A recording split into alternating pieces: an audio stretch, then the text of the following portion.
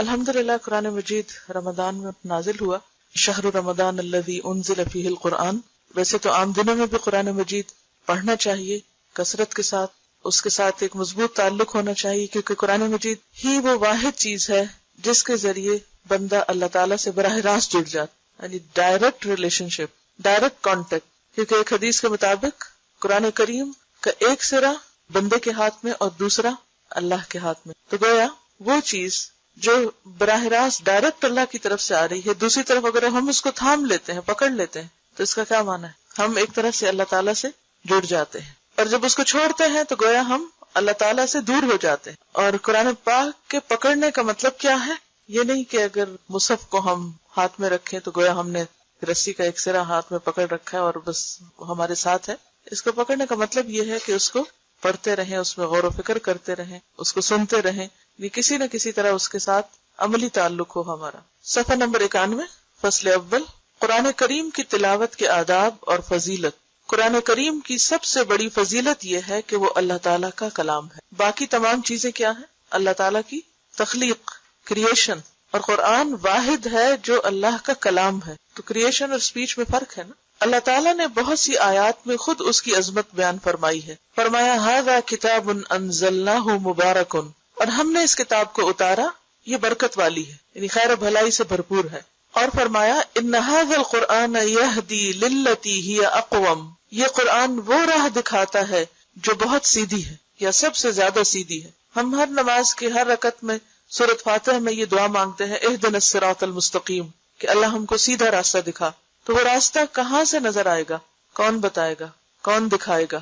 قرآن۔ ان ھذا القرآن، یقیناً یہ قرآن، یہدی، ہدایت دیتا ہے، راستہ دکھاتا ہے، للتی، وہ جو ہی اقوم، سب سے زیادہ درست، سیدھا اور اسٹریٹ ہے، جس میں کوئی کجی نہیں۔ اور اگر کوئی شخص قرآن چھوڑ کر کسی اور ذریعے سے ہدایت پانا چاہے تو وہ نہیں پا سکتا۔ اور فرمایا لا یأتیہ الباطل من بین یدیہ ولا من خلفہ، باطل نہ سامنے سے اس پر آ سکتا ہے نہ پیچھے سے، یعنی اس کتاب میں کسی قسم کی کوئی مداخلت نہیں ہو سکتی، اس کے الفاظ میں، اس کے کلام میں کچھ بھی اور داخل نہیں کیا جا سکتا، نہ نکالا جا سکتا ہے۔ یہ ایک مضبوط کلام ہے، اللہ تعالیٰ نے اس کی حفاظت کا ذمہ لیا ہے۔ بخاری شریف کے افراد میں حضرت عثمان بن عفان رضی اللہ عنہ کی حدیث ہے۔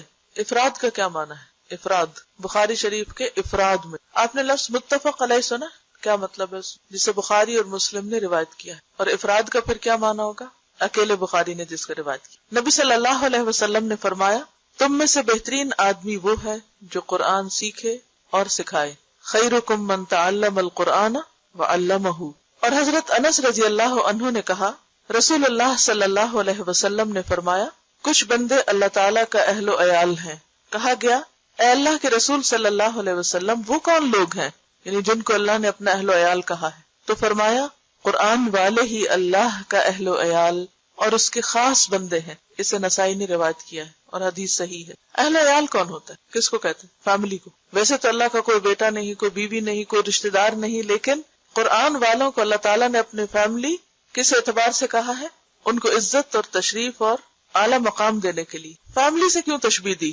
کہ فیملی کیوں کہا؟ اہل و عیال کیوں کہا ہے؟ کلوز، کیونکہ انسان کے سب سے زیادہ قریب اس کے اہل و عیال ہوتے ہیں۔ ہم میں سے ہر شخص چاہتا ہے کہ وہ اللہ کا مقرب بندہ بنے، اللہ کے قریب ہو، اللہ کا قرب اس کو نصیب ہو، اسے اللہ کی محبت نصیب ہو، وہ اللہ تعالیٰ کے خاص خاص خاص بندوں میں شمار ہو۔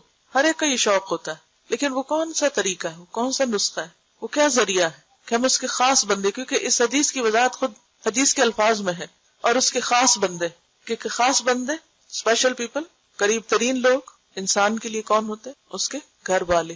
اور پھر اللہ تعالیٰ جب کسی کو اپنا اہل کہتا ہے تو اس کا مطلب یہ کہ وہ میرا خاص چنا ہوا بندہ ہے، قریب ترین ہے۔ وہ لوگ جو اس کو بہت پہچانتے ہیں، اور اللہ کی پہچان کہاں سے ہو سکتی؟ اس کے کلام کے ذریعے۔ اس کو اس طرح بھی سمجھ سکتے ہیں کہ کسی کو بھی اگر آپ سمجھنا چاہیں تو صرف اس کی شکل و صورت سے نہیں سمجھ سکتے۔ جیسے شیخ سعدی نے کہا نا کہ انسان کے عیب و ہنر چھپے رہتے ہیں جب تک وہ خاموش رہتا ہے، اور جب وہ بولتا ہے، جب وہ بات کرتا ہے تو اس کی خوبیاں اور خامیاں کھل کے سامنے آ جاتی ہیں۔ کسی انسان کو بھی پرکھنے کا ذریعہ کیا ہے؟ اس کا کلام، اس کی بات، اس کی گفتگو کا انداز۔ تو اللہ تعالیٰ کی معرفت، اللہ تعالیٰ کی پہچان کس طرح ہو سکتی؟ یعنی ویسے تو کائنات کی مختلف نشانیاں ہیں، بہت سی جو اس کی کریشن اس کو دیکھ کر بھی اللہ کی پہچان ہوتی، لیکن جو پہچان قرآن کے ذریعے سے ہوتی ہے، اس کے کلام کے ذریعے سے ہوتی ہے، وہ کسی بھی دوسرے ذریعے سے نہیں ہو سکتی. نہ آپ کی عقل، نہ آپ کے انٹیلیجنس، آپ کی سمجھ بوجھ، آپ کے دنیاوی علوم، علم، کائنات میں گہرا غور و فکر، یہ سب چیزیں اپنی جگہ ہیں، لیکن سب سے بہترین ذریعہ اللہ کی پہچان کا اللہ کا کلام ہے، اور یہی اس سے قرب کا ذریعہ ہے. ایک اور حدیث میں ہے کہ نبی صلی اللہ علیہ وسلم نے فرمایا اللہ اس دل کو عذاب نہ کرے گا جس نے قرآن کو یاد رکھا، لیکن حدیث ضعیف ہے. اگرچہ ہم دیکھیں کہ معنی کے اعتبار سے بات میں ایک سینس ضرور ہے، یعنی اسے ہم نبی صلی اللہ علیہ وسلم سے منسوب نہیں کر سکتے، لیکن اگر اسے ویسے ایک بات کے طور پر لیں کہ وہ دل جس میں قرآن محفوظ ہو، کیونکہ قرآن کہاں اتارا گیا؟ دل پر. اور جب ہم اسے یاد کرتے ہیں، اسے غور و فکر کرتے ہیں، پڑھتے ہیں، سمجھتے ہیں، تو سب سے زیادہ کیا چیز انوالو ہوتی؟ دل. تو وہ دل اللہ کے قریب ہوتا ہے، اللہ تعالیٰ کی رحمت تلے ہوتا ہے، جس دل میں قرآن کی محبت ہوتی ہے، اور جس دل میں قرآن محفوظ ہوتا ہے، اور جس پر قرآن ایک طرح سے نازل ہوتا ہے. یعنی نازل ہونے کا مطلب وحی کا نازل ہونا نہیں ہے، نازل ہونے کا مطلب اس کے معانی کا انکشاف ہے، اور اس کے اندر غور و فکر کی صلاحیت ہے. تو وہ جگہ جو ہر وقت قرآن میں مشغول ہو، آپ دیکھیے کہ جس جگہ قرآن مجید پڑھا جا رہا ہو تو کیا ہوتا ہے؟ اس جگہ پر رحمت اور سکینت نازل ہوتی ہے. حدیث میں آتا ہے نا، مجتمع قوم فی بیت من بیوت اللہ یتلون کتاب اللہ ویتدارسونہ بینہم الا ونزلت علیہم السکینہ وغشیتہم الرحمہ وحفتہم الملائکہ، کہ جب بھی کچھ لوگ اللہ کے گھروں میں سے کسی گھر میں اکٹھے ہو کر کیا کرتے ہیں؟ جمع ہو کر یتلون کتاب اللہ کی کتاب پڑھتے، ویتدارسونہ بینہم، اور آپس میں اس کو سیکھتے سکھاتے ہیں، الا ونزلت علیہم السکینہ، مگر ان پر سکینت اترنے لگتی، غشیتہم الرحمہ، رحمت ان کو ڈھانپ لیتی، حفتہم الملائکہ، ملائکہ ان کو اپنے گھیرے میں لے لیتے ہیں. اگر اس جگہ کے ساتھ یہ معاملہ ہوتا ہے جہاں قرآن پڑھا جاتا ہے، تو وہ دل جو قرآن کی محبت سے سرشار ہو اور اس میں غور و فکر میں مشغول ہو، تو یقیناً وہ بھی اللہ کی رحمت کا مستحق ہوگا. اس کے برعکس وہ دل جس میں حسد اور بغض اور نفرت اور کینہ اور بہت سی اور منفی چیزیں بھری بھی ہوں، تو اس کے بارے میں کیا آتا ہے؟ اور بخل خاص طور پر قرآن مجید میں آتا ہے نا، آگ جو ہے وہ ان کے دلوں تک پہنچ جائے گی. تطلع علی الافئدہ، ویل لکل ہمزہ میں آتا ہے نا، ویل لکل ہمزۃ لمزہ الذی جمع مالا وعددہ، وہ جس نے مال جمع کیا اور گن گن کے رکھا، یحسب ان مالہ اخلدہ، وہ سمجھتا ہے کہ اس کا مال ہمیشہ اس کے پاس رہے گا. کلا، ہرگز نہیں، لینبذن فی الحطمہ، وہ ضرور بضرور توڑ پھوڑ دینے والی میں پھینکا جائے گا. حطمہ جہنم کا ایک نام ہے. وما ادراک ما الحطمہ، اور تمہیں کیا معلوم کہ حطمہ کیا ہے؟ نار اللہ، اللہ کی آگ، الموقدہ، جو بھڑکائی جا چکی، التی تطلع علی الافئدہ، وہ جو دلوں کو جا پکڑے گی. ویسے تو آگ سارے جسم کو پکڑے گی، لیکن خصوصی طور پر دل کو کیوں جا کے پکڑے گی؟ کیونکہ دل ہی مرکز تھا دنیا کی محبت کا. دل میں ہی یہ بخل اور مال کی محبت اور سارا وقت بس وہی کیلکولیشنز کرتے رہنا اور ان کیلکولیشن سے باہر ہی نہ نکلنا، اور باقی ہر چیز کو بھلا کر صرف اور صرف اسی چیز میں مشغول ہونا، اور اللہ کی یاد اور اللہ کی محبت اور اللہ کی بھیجی ہوئی ہدایت اس سے بالکل غافل ہو کے جینا، یہ اس بات کی علامت ہے کہ وہ سزا بھی خاص طور پر وہاں تک پہنچے گی. اور پھر یہ کہ کوئی بھی چیز جو دل تک پہنچ جاتی ہے وہ کہاں تک جاتی؟ مثلا آپ دیکھیں آپ کے بلڈ میں کلاٹس ہوتے، لیکن جب وہ کلاٹ دل تک پہنچ جائے پھر کیا ہوتا ہے؟ ہارٹ اٹیک ہو جاتا ہے. دل تک کوئی بھی چیز جو پہنچتی ہے وہ پوری باڈی میں آٹومیٹکلی پہنچ جاتی. تو آگ کو بھی دل تک پہنچایا گیا تاکہ وہ پورے جسم کو اپنی لپیٹ میں لے لے. اسی طرح بنی اسرائیل کے بارے میں آتا ہے، وہ اشربوا فی قلوبہم العجلہ، ان کے دل جو تھے وہ بچڑے کی محبت پلائے گئے.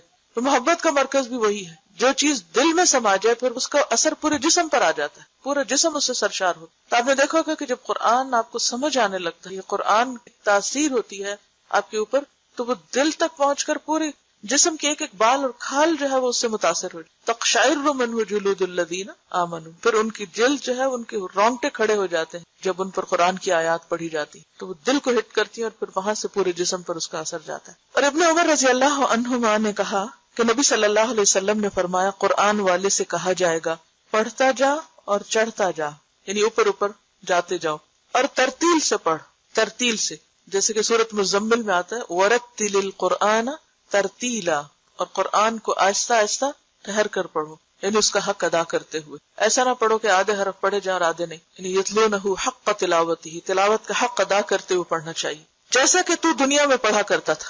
اور اگر کوئی دنیا میں ترتیل سے نہیں پڑھتا اور درست نہیں پڑھتا تو پھر کیا ہے؟ وہ قیامت کے دن اچانک ہی کہیں سے ترتیل شروع کر دے گا؟ نہیں. جو کچھ آپ یہاں کرتے ہیں، جس چیز پر آپ کا خاتمہ ہوگا، آپ کی کل یعنی آخرت کا آغاز وہیں سے ہوگا، ویسے ہی آپ اٹھیں گے، وہی کچھ کریں گے جو یہاں کر رہے ہیں. کیونکہ آخرت دراصل کیا ہے؟ تصویر کا دوسرا رخ.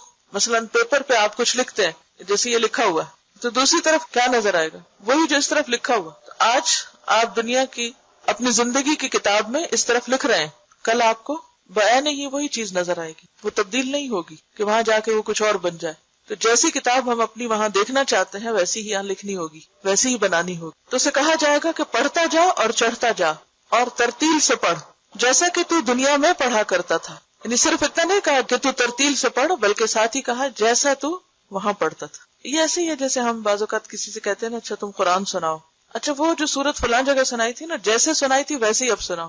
کیوں کہتے ہیں؟ کیونکہ وہ پسندیدہ حالت ہوتی ہے. تو اسی طرح اللہ تعالیٰ کسی آواز پر اتنا کان نہیں دھرتا جتنا نبی کی اس آواز پر جو قرآن کو خوش الحانی کے ساتھ پڑھتا. تو اگرچہ اس حدیث میں نبی کے الفاظ استعمال ہوئے ہیں، لیکن نبی کے بعد بھی جو لوگ خوبصورتی کے ساتھ قرآن پڑھتے ہیں تو اپنی خوبصورت آوازوں اور اپنے خوبصورت انداز کے ذریعے اللہ کی رحمت کو متوجہ کرتے ہیں. تو اسے وہاں بھی کہا جائے گا جیسے خوبصورت تم دنیا میں پڑھتے تھے، جتنا اہتمام تم اس کے ساتھ دنیا میں کرتے تھے، ویسے ہی اب پڑھو، ویسا ہی شروع کرو دوبارہ.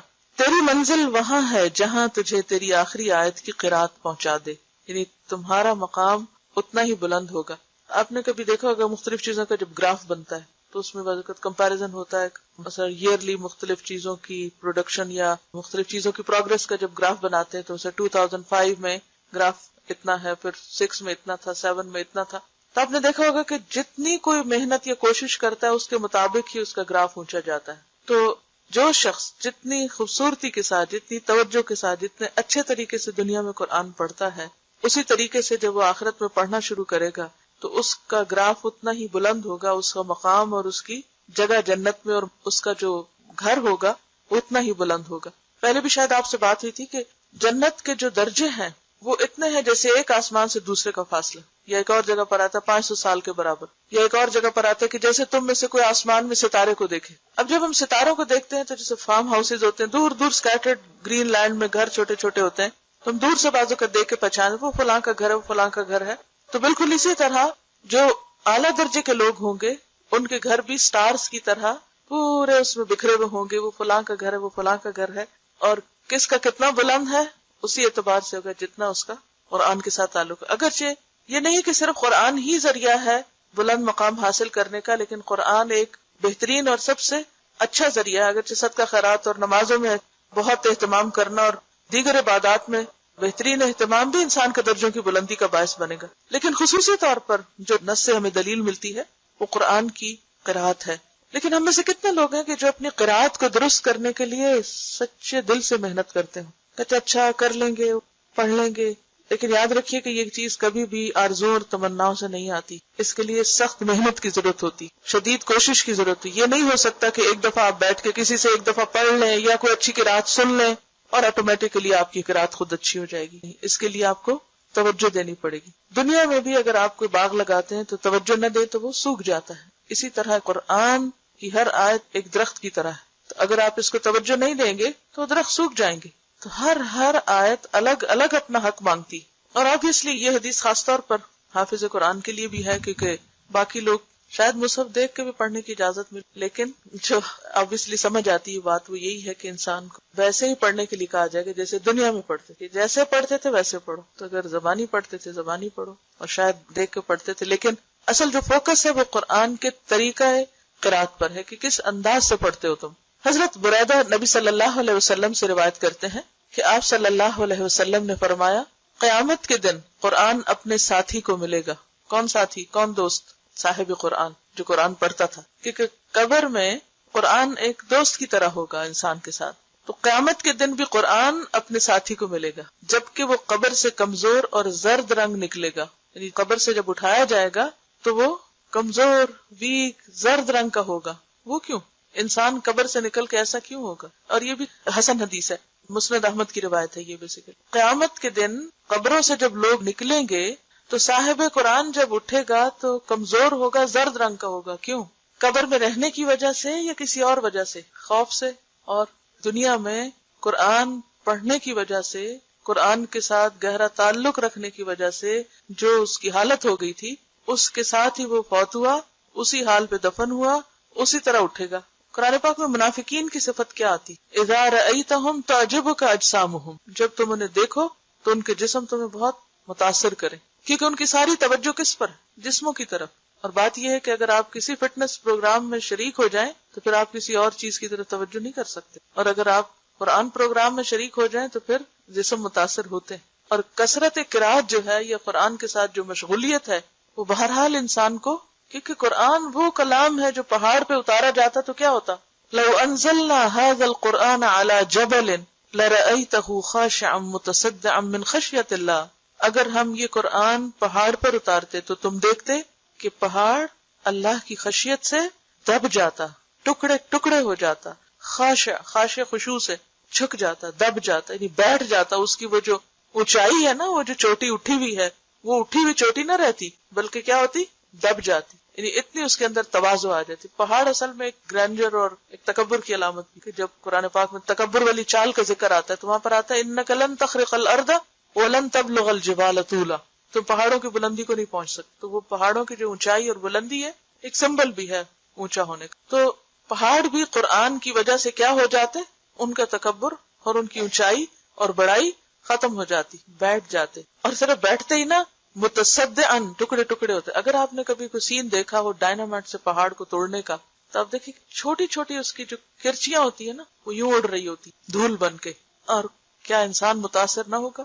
آپ نے دیکھا ہوگا کہ جب بچے حفظ کر رہے ہوتے ہیں یا جو لوگ واقعی قرآن کے ساتھ تعلق رکھے ہوئے ہوتے ہیں اور حقیقی معنوں میں، کیونکہ انما یخشی اللہ من عبادہ العلماء، اگر قرآن دل میں جاتا ہے نا، اندر اترتا ہے تو ضرور متاثر کرتا ہے، لازمی طور پر انسان کے اندر عاجزی آتی، اور اگر وہ دل میں نہ جائے، اوپر اوپر رہے، تو پھر وہ انسان کی شان تو بلند رہے گی مگر اس کے اندر یہ خصوصیت نہیں آ سکتی۔ تو یہ کوئی معمولی کتاب نہیں ہے، کوئی معمولی کلام نہیں ہے، اس کو اٹھانا اور اس کو محفوظ کرنا اور اس کا حق ادا کرنا انسان کی انرجی لیتا ہے۔ تو قیامت کے دن جب قبر سے اٹھے گا انسان زرد رنگ کا ملگجے حال والا، تو پھر کیا ہوگا؟ قرآن فوراً آ جائے گا ملاقات کے، سوچیے، اور کہے گا کیا تو مجھے پہچانتا ہے؟ مجھے جانتے ہو؟ پہچانو میں کون ہوں۔ ایسا کب ہوتا ہے؟ جب آپ کو کوئی بچھڑا ہوا دوست بہت عرصے کے بعد ملے، مثلا بچپن کے دوست، اب اگر آپ کو ملے، جیسے اگر آپ کی 40-50 عمر ہو گئی ہے، اسکول کے، کالج کے، تو سب کے حلیے بدلے ہوئے ہوتے ہیں نا، سب کی شکلوں میں کچھ نہ کچھ فرق آ چکا ہوتا ہے، فٹنس، ہر چیز بدل چکی۔ پھر کیا کہتے ہیں؟ پہچانتے ہو مجھے؟ کون ہوں میں؟ وہی تمہارا وہ ساتھی جو فلاں جگہ تمہارے ساتھ پڑا تھا۔ تو قرآن بھی کہے گا کیا تو مجھے پہچانتا ہے؟ وہ کہے گا میں نہیں پہچانتا۔ کیوں کہے گا؟ ایک تو وہ ہال ایسا ہوگا قبر سے نکلنے کا، اور دوسرا یہ کہ ظاہر ہے کہ کسی فزیکل شیپ میں تو قرآن کو کسی نے دیکھا نہیں دنیا میں۔ وہ کہے گا میں تیرا ساتھی قرآن ہوں، کہ میں نے تجھے گرمی میں پیاسا رکھا، کیونکہ یہ نہیں ہو سکتا کہ آپ قرات کریں اور صاحب خوب پانی بھی پیئیں، بھول جاتے ہیں آپ پانی پی۔ میں نے تجھے گرمی میں پیاسا رکھا اور رات کو جگایا، کیونکہ رات بہترین وقت ہے قرآن کو پڑھنے اور سننے اور یاد کرنے۔ کیوں؟ کیونکہ یکسوئی ہوتی ہے۔ نبی صلی اللہ علیہ وسلم سے بھی کیا کہا گیا شروع کی جب سورۃ المزمل نازل، بالکل ابتدائی دور کی صورت، قم اللیل الا قلیلا نصفہ او انقص منہ او زد علیہ ورتل القرآن ترتیلا انا سنلقی علیک قولا ثقیلا، ہم آپ پر بہت بھاری بات نازل کرنے والے ہیں، اتارنے والے ہیں، ڈالنے والے ہیں۔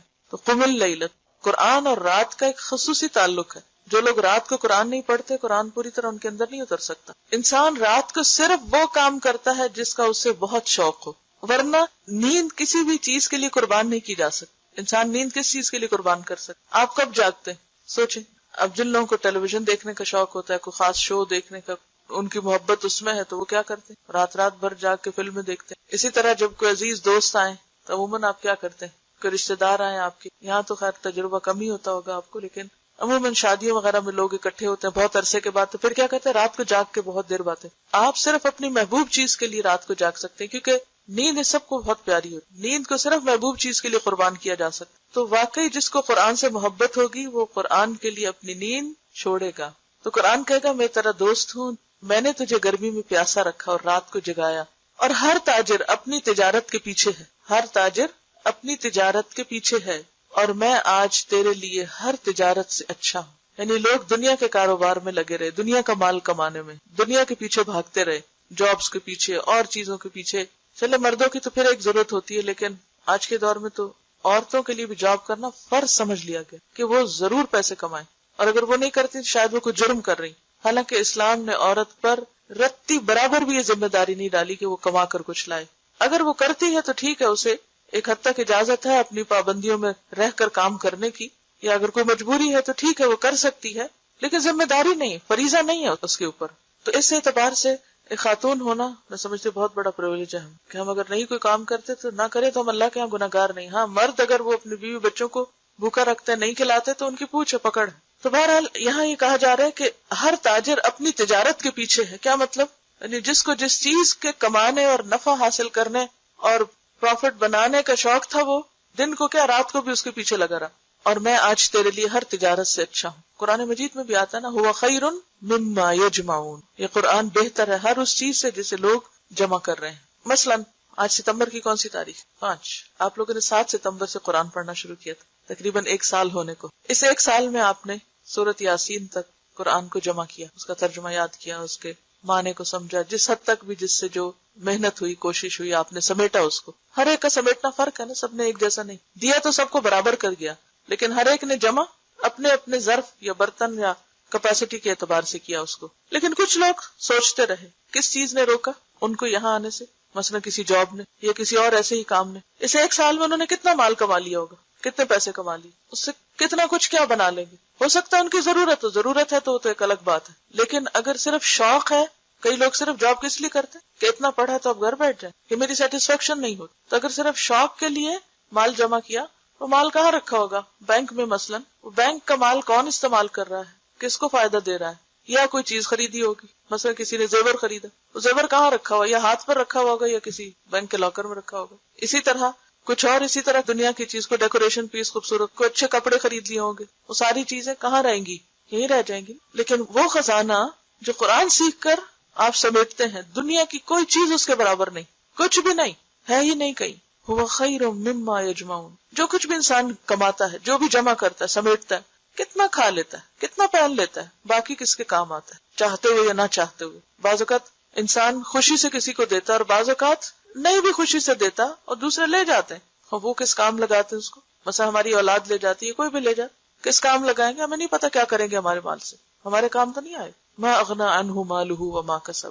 اگر نیت درست نہیں، مقصد درست نہیں، تو کمایا ہوا مال بھی کام نہیں آئے گا، سب کچھ یہیں رہ جائے گا. تو وہ کہے گا ہر تاجر اپنی تجارت کے پیچھے ہے، اور میں آج تیرے لیے ہر تجارت سے اچھا ہوں. پھر اس کے دائیں ہاتھ میں اختیار دیا جائے گا. حکومت کا بھی لفظ آتا ہے، ملک کا لفظ آتا ہے عربی میں. اور بائیں ہاتھ میں ہمیشہ رہنا، خالدین فیہا جیسے قرآن میں آتا ہے. اور اس کے ماں باپ کو 2 حلے جوڑے پہنائے جائیں گے. حلہ کہتے ہیں جو اوپر کا اوور ڈریس ہوتا ہے نا، عرب لوگ جلباب کی طرح لمبا سا ڈریس پہنتے. اور 2 کا لفظ یہ نہیں کہ ایک کے اوپر ایک پہنا دیا، مطلب یہ ہے کہ ایک نیچے پہنا ہوتا ہے اور ایک اوپر اوڑا ہوا ہوتا ہے. خدائی بہتر جانتا ہے ان کی اصل صورت کیا ہوگی اور اس کی قیمت کیا ہوگی، کہ ساری دنیا ان کی قیمت نہیں بن سکتی. پوری دنیا کا مال خرچ کر کے آپ دنیا میں وہ کپڑا نہیں خرید سکتے. وہ کہیں گے یہ حلے ہمیں کس سبب سے پہنائے گئے ہیں، اتنے خوبصورت کپڑے ہمیں کیوں دیے جا رہے ہیں؟ کہا جائے گا تمہارے بیٹے نے قرآن یاد کیا تھا. اور اگر ماں باپ کی یہ عزت ہے تو خود اس شخص کی عزت کیا ہوگی، خود اس کو کیا دیا جائے گا، کیا پہنایا جائے گا. پھر کہا جائے گا جنت کے درجات اور بالا خانوں میں پڑھتا جا اور چڑھتا جا. اقرا ورتقی کا لفظ آتا ہے عربی، ترقی کرتے جاؤ. وہ جب تک پڑھتا رہے گا چڑھتا رہے گا، خواہ تیزی سے پڑھے یا آہستہ، جیسے چاہے پڑھے، جتنی دیر چاہے لگائے، انجوائے کرے. ابن مسعود رضی اللہ عنہ نے کہا قرآن والے کو چاہیے کہ وہ اپنی رات کو پہچانے جبکہ لوگ سوئے ہوئے ہوں، اور اپنے دن کو جبکہ لوگ کھانا کھائیں، اور اپنے غم کو جبکہ لوگ خوش ہوں، اور اپنے رونے کو جبکہ لوگ ہنسیں، اور اپنی خاموشی کو جبکہ لوگ باتیں کریں، اور اپنے خشوع کو جبکہ لوگ تکبر کریں. کیا مطلب ہے اس کا؟ وہ اپنی رات کو پہچانے جبکہ لوگ سوئے ہوئے. رات کو پہچاننے کا مطلب کیا ہے؟ یعنی اس کی قدر و قیمت جانے کہ لوگ سو کر غفلت میں گزار رہے ہیں، کیونکہ جن کی زندگی میں کوئی مقصد نہیں ہوتا، کوئی پیشن نہیں ہوتا، انہیں سونے کا بہت شوق ہوتا ہے. وہ سو کر پھر سوتے ہیں، پھر سوتے ہیں. قرآن والے کے آس پاس لوگ سوئے پڑے، لیکن ان کے آس پاس لوگ سوئے بھی ہو تو وہ خود کیا کرتے؟ وہ ان کے طریقے پہ نہیں چلتے، وہ اس پہ حسرت نہیں کرتے ہائے کتنے خوش قسمت یہ سو رہے ہیں اور میں کس مصیبت میں، سب آرام کر رہے ہیں اور مجھے پڑھنا پڑ رہا ہے. وہ اپنی رات کو پہچانے، یعنی رات کی قدر و قیمت پہچانے کہ جب وہ زیادہ بہتر طور پر پڑھ سکتا ہے، اور اپنے دن کو جب کہ لوگ کھانا کھائیں. آج کل چونکہ رمضان ہے تو لمیٹڈ ٹائم ہوتا ہے نا کھانا کھانے کے لیے بھی اور سمیٹنے کے لیے بھی. اور آج سحری کے وقت جب سحری کے بعد چیزیں سمیٹ رہی تھی تو میں یہ سوچ رہی تھی کہ پہلے دن کی سحری کے مقابلے میں آج زیادہ جلدی سب کچھ سمٹ گیا. وجہ کیا ہے؟ آہستہ آہستہ ہر چیز کٹ ڈاؤن ہو رہی ہے. ہم کیا کرتے ہیں کہ ایک کھانا ہوتا ہے تو اس کے ساتھ لوازمات جو ہیں ہمارے وہ جتنے زیادہ ہوتے ہیں اتنے برتن زیادہ ہوتے ہیں, اتنا ان کو اٹھانے اور رکھنے میں وقت زیادہ لگتا ہے. جب وہ ایک ایک لوازمات کٹ ڈاؤن ہوتے ہیں کہ ٹائم نہیں ہے, اس کو بھی نکالو, اس کو بھی نکالو, اس کو بھی نکالو, اور ایک لمیٹڈ ٹائم میں کیا کھا سکتے ہیں کہ جب آپ زیادہ پکا لیں تو آپ کو کھانے کے لیے تو پھر ایک لمبا ٹائم چاہیے نا, یا اس کو لگانے کے لیے, رکھنے کے لیے, پھر لگانے کے بعد اٹھانے کے لیے. تو میں سوچ رہی تھی کہ زندگی کا زیادہ وقت اور ایک بڑا حصہ خصوصاً خواتین کا لوازمات میں لگتا ہے. کھانا تو ایک ضرورت ہے لیکن لوازمات ضرورت نہیں ہے, وہ ہمارے اپنی بڑھائی ہوئی چیزیں ہیں. جتنی وہ بڑھتی اتنے برتن بڑھتے, اتنا دھونا بڑھتا, اتنا اٹھانا اور ان کا رکھنا, اتنا ہی پھر آپ تھک جاتے. پھر تھکنے کے بعد آپ کے پاس وقت ہے کہ آپ بیٹھ کے آپ قرآن کی قرات کریں. اب آپ اتنے تھک گئے ہیں کہ اب آپ کو دل چاہ رہا ہے کہ آپ سو جائیں, پھر آپ سو جاتے ہیں, وہ وقت گزر جاتا ہے. آپ آزما کر دیکھ لیں, اگر آپ اپنے لوازمات کم کر دیں گے تو قرآن کے لیے یقیناً وقت نکلے گا. اور اسی طرح دن بھر کوئی پکانے کھانے کا کچھ کام نہیں, خیال بھی نہیں. حتیٰ کہ انسان ایک چائے بھی پیتا نا تو اس کا بھی کپ دھونا ہوتا ہے. پہلے تو بنانی ہوتی ہے, پھر اس کے بعد دھونا ہوتا ہے, تو ٹائم لگتا ہے نا. اور کرنے کو کیا کیا آپ نے, چائے کا ایک کپ پیا, لیکن اس کے بنانے سے لے کر اس کو پینے اور پھر اس کو دھونے اور اس کے بعد رکھنے میں آپ ذرا ٹائم دیکھیں کتنا, اس میں ایک پوری صورت یاد ہو سکتی, یہ ریوائز ہو سکتی. لیکن بعض اوقات ہمیں ضرورت نہیں بھی ہوتی, کیا غذائیت ہے چائے میں, صرف عادت ہے, ضرورت نہیں بھی ہوتی تو بھی ہم کیا کرتے ہیں, بور ہو رہے ہیں, چلو چائے پی. اور یہ نہیں دیکھتے کہ کتنا قیمتی زندگی کا وقت صرف اس میں ہی گزر گیا. اور اگر ہم صرف دن میں 3 کپ پینے کے عادی, صرف 1 کپ کو کٹ کریں, جیسے آج کل رمضان میں ہوا ہے, کرنے کو دوسرا بھی کر سکتے ہیں, لیکن وہ بھی ہمیں ہوتا ہے کیا پتا تراویح میں سستی ہو جائے. کچھ نہیں ہوتا, کر کے تو دیکھیں, ول پار سے کام نہیں, کچھ نہیں ہوتا. اور اگر نہیں دل مانتا تو اللہ سے دعا کریں, یا رب جتنا میں نے کھایا ہے, جو بھی کھایا, اسی میں برکت ڈال دے, اسی میں طاقت ڈال دے, اسی کو غذا بنا دے, اسی کو دوا بنا دے, اور اسی کو سب کچھ کر دے, اور اس سے زیادہ کے جھنجٹ میں مجھے نہ ڈال.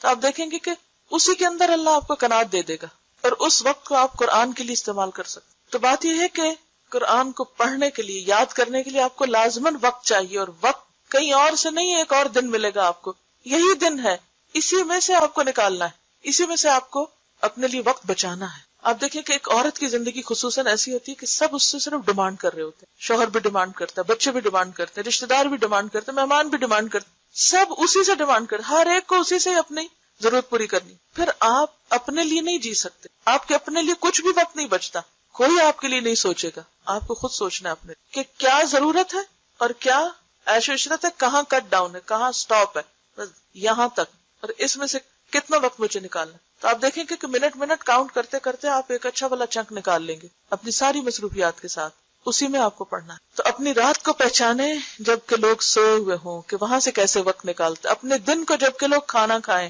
تو اس میں سے وقت نکال کر کچھ قرآن پڑھا لیں. اور اپنے غم کو جب کہ لوگ خوش ہوں, کیونکہ خوشی اور ایکسائٹمنٹ میں بھی لوگ بھول جاتے ہیں کہ ابھی انہیں کچھ کام کرنا ہے. اور سب سے زیادہ کیا بھولتے ہیں, یا نماز چھوٹی کریں گے یا قرآن کا سبق چھوڑ دیں گے, کیونکہ آج ہم خوش ہیں, کہ آج خوشی کا موقع ہے. خوشی کے دن بھی کوئی ایسا کرتا ہے. سوچیے اپنی کسی بھی پارٹی, کسی بھی شادی, کسی بھی خاص دن کو کہ کیا اس دن بھی آپ نے قرآن پڑھا تھا, یا یاد رہا آپ کو پڑھنا. تو جو صاحب قرآن ہوتے ہیں وہ کس طرح صاحب قرآن بنتے ہیں, وہ کس طرح اللہ کے خاص بنتے ہیں, جبکہ لوگ خوش ہو رہے ہوں تو ان کو اپنا غم نہ بھولے. ان کا غم کیا ہوتا ہے میرا قرآن کا وقت ہے, میرا پڑھنا, یہ ہے غم. اپنے غم کو نہ بھولیں جبکہ لوگ خوش ہو رہے ہوں, غم کو نہ بھولیں. یہ نہیں کہ وہ کسی 10 سال پہلے مرے ہوئے شخص کو یاد کر کے رونا شروع کر دیں. کچھ لوگ ہوتے ہیں زندگی میں ایسے کہ چاہے 10 سے 20 سال بھی پہلے پہنچوں تو ان کو یاد کر کے رونا آتا ہے, لیکن ان کو بھی ہمارا رونا کیا فائدہ. مجھے کبھی بھی رونا ہو نا, میں صرف ایک لمحے کے لیے اپنے والد کو یاد کروں تو میں رو سکتی. اتنی شدید محبت تھی مجھے ان سے, اور قرآن کی وجہ سے. ہر بیٹی کو باپ سے محبت ہوتی ہے, لیکن چونکہ انہوں نے مجھے قرآن دیا, قرآن سے مجھے محبت, اور اس محبت کی وجہ سے ان سے محبت ہے. تو کسی بھی لمحے میں رو سکتی ہوں, مجھے رونا مشکل نہیں اگر میں ان کو یاد کروں. لیکن میرا رونا ان کو کیا فائدہ دے اور مجھے کیا فائدہ دے. تو میں فوراً اس وقت کو پھر واپس قرآن کی طرف لاتی, کیوں نہ میں کچھ اس میں سے پڑھا لوں تاکہ ان کے لیے صدقہ جاریہ بنوں. تو جب لوگ اپنی دنیا میں مست ہوں, باتوں میں, فضول گفتگو میں, تو صاحب قرآن اس میں شریک نہ ہو. وہ اپنے وقت کو پہچانے اور اپنے قرآن کی طرف مائل ہو جائے. اور اپنے رونے کو جب کہ لوگ ہنسیں, کہ لوگ غفلت سے ہنس رہے ہیں تو اس کو کیوں رونا آئے, کہ کیوں بھول گئے. اور اپنی خاموشی کو جب کہ لوگ باتیں کریں, کیونکہ انہی باتوں میں سے وقت نکلے گا آپ کے قرآن پڑھنے کے لیے. اور اپنے خشوع کو جب کہ لوگ تکبر کریں. لوگ کس بات پہ اکڑتے ہیں, دنیا کے مال و دولت پہ. کوئی اپنے حسن پہ اترا رہا ہے, اور کوئی اپنے لباس پہ, اور کوئی اپنے زیور پہ, اور کوئی اپنے گھر پہ, اور کوئی اپنی جاب پہ, اور کوئی اپنی ڈگری پہ. جب لوگ ان چیزوں پہ اترائے, کبھی بھی احساس کمتری کا شکار نہ ہو. اس وقت اپنا جائزہ لیں کہ میرے اندر کتنی عاجزی، اور یہ عاجزی کون لاتا ہے؟ قرآن. قاری کے لائق نہیں، یعنی قرآن پڑھنے والے کے لائق نہیں، یعنی اس کو زیب نہیں دیتا، اس کے لیے اچھا نہیں کہ وہ سنگ دل، غافل، شور مچانے والا اور مغلوب الغضب ہو. یہ چار چیزیں قرآن پڑھنے والے کو سوٹ نہیں کرتی، اس کے اوپر نہیں سجتی. کون سی ہے وہ؟ کہ وہ سنگ دل ہو، ہارڈ ہارٹڈ، اس کے اندر کسی کے لیے رحم نہ ہو. غافل، بے فکر پن، یہ بھول گئے وہ بھول گئے، یہ نہیں کیا وہ نہیں کیا، کوئی وعدہ کیا تو اسے چھوڑ دیا، کسی کے ساتھ کوئی بات کہی تو اس میں غیر ذمہ داری کا ثبوت دیا. ایسا نہیں ہوتا وہ. اور شور مچانے والے، یعنی اس کی گفتگو میں بھی ٹھہراؤ ہوتا ہے، وہ چیخ چیخ کے باتیں نہیں کرتا. اور غصے میں ایسا مغلوب نہیں ہوتا کہ وہ بھول جائے کہ اس کے کرنے کا کام کیا تھا، یعنی اس کا غصہ بھی اعتدال میں ہونا چاہیے. فضیل نے کہا قرآن کا حامل یعنی قرآن پڑھنے والا، صاحب قرآن اسلام کا علم بردار ہے، اسلام کا ریپریزنٹیٹو ہے. اسے لائق نہیں کہ لغو گوئی کرنے والوں کے ساتھ مل کر لغو گوئی کرے. کیا مطلب؟ کیا نہ کرے؟ بےہودہ کلام نہ کرے، کیونکہ جس زبان سے قرآن پڑھا جاتا ہے اس زبان سے فضول گفتگو زیب نہیں دیتی. بھولنے والوں کے ساتھ بھول جائے. کس چیز کو بھولنے والوں کے ساتھ؟ آخرت کو بھولنے والے. کھیلنے والوں کے ساتھ کھیلے، یعنی اگر لوگ کھیل میں مشغول ہیں تو وہ بھی جا کے کھیلنے لگے. اسے چاہیے اللہ کی عظمت کو ملحوظ رکھے، اور نہ یہ لائق ہے کہ وہ اپنی حاجت کسی کے پاس لے کر جائے، کسی سے سوال نہ کرے، کسی سے کچھ مانگے نہیں، کیونکہ وہ صاحب قرآن ہے، اس کے ساتھ قرآن کا نام ہے، وہ قرآن کی عزت ہے. ایسا کوئی کام نہ کرے کہ جس کی وجہ سے لوگ کیا کہیں، یہ قرآن پڑھے ہوئے ہیں، یہ قرآن پڑھانے والے لوگ ہیں، جیسی مین حرکتیں کرتے ہیں. بلکہ لوگ اپنی حاجتیں اس کے پاس لے کر آئیں. امام احمد بن حنبل رحمۃ اللہ علیہ نے کہا میں نے خواب میں رب العزت کو دیکھا. میں نے عرض کیا اے میرے رب، آپ کی جناب میں تقرب حاصل کرنے والے کس چیز سے تقرب حاصل کرتے ہیں؟ یعنی وہ طریقہ بتائیے کہ جس سے آپ کے قریب ترین ہو جائیں. وہ کون سی چیز ہے؟ فرمایا اے احمد میرے کلام سے، یعنی قرآن سے. میں نے عرض کیا سمجھ کر پڑھنے سے یا بغیر سمجھ کر پڑھنے سے بھی؟ فرمایا سمجھ سے بھی اور بغیر سمجھ کے بھی. یعنی بعض اوقات آپ تلاوت جب کر رہے ہوتے ہیں تو ہر لفظ اور ہر آیت پر غور و فکر نہیں کر پاتے. آپ نے غور کیا ہوگا جب آپ تجوید کے رولز کو دیکھتے ہیں تو کیا بھول جاتے ہیں؟ میننگز بھول جاتے ہیں. تو پھر آپ کا نہیں کیا فائدہ ایسی تلاوت کا؟ کئی لوگوں کو شیطان یہاں سے بہکا دیتا ہے، کوئی فائدہ نہیں ایسی تلاوت کا، تمہیں سمجھ تو آ نہیں رہی، تم تو صرف اسی پہ توجہ کیے ہوئے. کوئی بات نہیں. کیوں؟ اس لیے کہ آپ قرآن پڑھ رہے ہیں، اللہ کا کلام اور اس کا ایک ایک حرف کا حق ادا کر رہے ہیں. یہ بھی قابل عزت اور اللہ کے قریب ہونے والا کام ہے. تو ہم سب کو اس بات کا دھیان رکھنا چاہیے کہ ہم کیا ہیں؟ حامل قرآن ہے، صاحب قرآن ہے. ہمارا اخلاق صاحب قرآن ہونے کو ریپرزینٹ کریں. دنیاوی خواہشات اور دنیاوی ضرورتیں کے لالچ رکھنا دل میں اور دنیا کی محبت رکھنا بیسیکلی، کیونکہ قرآن ایسی چیز ہے بابرکت کہ جس کے ساتھ ہر برکت اترتی ہے. لیکن اگر انسان کے دل کے اندر لالچ ہے تو برکتیں چھن جاتی. قرآن پڑھانے کے بعد سوائے اللہ کے انسان کسی چیز کی طرف خواہش نہ رکھے، یعنی دنیا کی حسرت اس کے دل میں. کیونکہ قرآن پڑھنے کے بعد اگر کوئی شخص دنیا کی محبت رکھتا ہے یا کسی اور چیز کو اس سے بڑھ کے امپورٹنس دیتا ہے تو وہ قرآن کی ناقدری کرتا ہے. کیونکہ اللہ نے اس کو وہ دے دیا هو خیر مما یجمعون، جو ہر چیز سے زیادہ بہتر ہے جسے لوگ سمیٹتے ہیں. تو اگر اس کے ہوتے ہوئے قناعت نہیں ہے اندر، اس کے ہوتے ہوئے غنا نہیں ہے اندر، اس کے ہوتے ہوئے اگر دنیا کی ہرس ہے اور ان چیزوں کے پیچھے انسان بھاگ رہا ہے اور ہاتھ پھیلا رہا ہے جو حقیر دنیا کی ہیں صرف اس لالچ کی وجہ سے جو اندر ابھی بھی بھری ہوئی ہے، تو یہ قرآن کی توہین ہے بیسیکلی. ازواج مطہرات کے بارے میں آتا ہے نا، ان کو کہا گیا تھا نا وَاذْكُرْنَ مَا يُتْلَىٰ فِي بُيُوتِكُنَّ، ان کو خاص طور پر آیات اللہ اور حکمت کی باتیں پڑھنے کو اور پڑھانے کو کہا گیا تھا. تو اس کے ساتھ ہی انہی آیات میں کیا ہے، یا ایھا النبی قل لازواجک ان کنتن تردن الحیاۃ الدنیا وزینتها فتعالین امتعکن واسرحکن سراحا جمیلا وان کنتن تردن اللہ ورسولہ والدار الآخرۃ فإن اللہ اعد للمحسنات منکن اجرا عظیما. دو راستے ہیں، جس کو چاہیں اختیار کر لیں. حضرت عائشہ نے کیا کہا، اس بات کے لیے میں اپنے ماں باپ سے مشورہ کروں؟ مجھے تو اللہ اور اس کا رسول اور آخرت کا گھر چاہیے. وآخر دعوانا ان الحمد للہ رب سبحانک اللہم وبحمدک نشہد ان لا الہ الا انت نستغفرک ونتوب